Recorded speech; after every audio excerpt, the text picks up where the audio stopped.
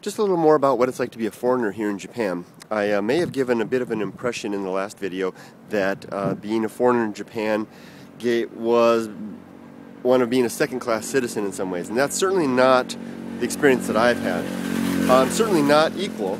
The Japanese have full membership in the club, and I am an outsider.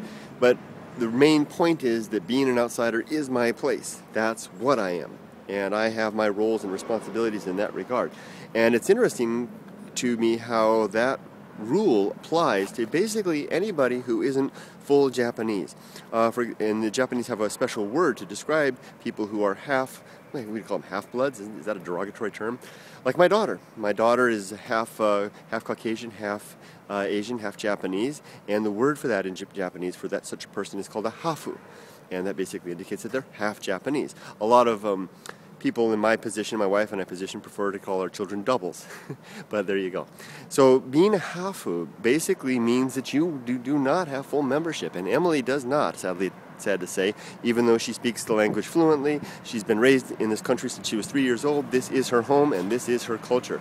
She will always be an outsider to some degree or another. I'm always getting comments from people who hear her speaking Japanese telling me, oh my gosh, she speaks Japanese so well. You know, she'll just say the smallest thing like hi or my name is Emily or something like that in Japanese. And this is illustrative of the idea that Japanese have in mind that there are Japanese and then there are foreigners or outsiders. So my key point in this whole topic of what it's like to be a foreigner is that foreigners have their place, and that place is to be outside the sphere, outside the fold, and to occupy and play our role in that capacity.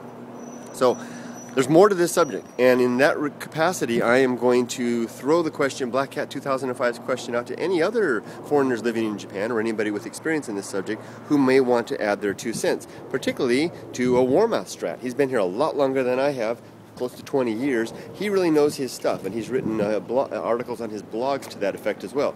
Molly, if you catch this video and you want to throw up a video about this topic, please let me know. I'd like to feature it on the train. And anybody else that does the same, anybody, or even if you haven't experienced and you just have an opinion, let me know. I'd be happy to share it here on the train as well.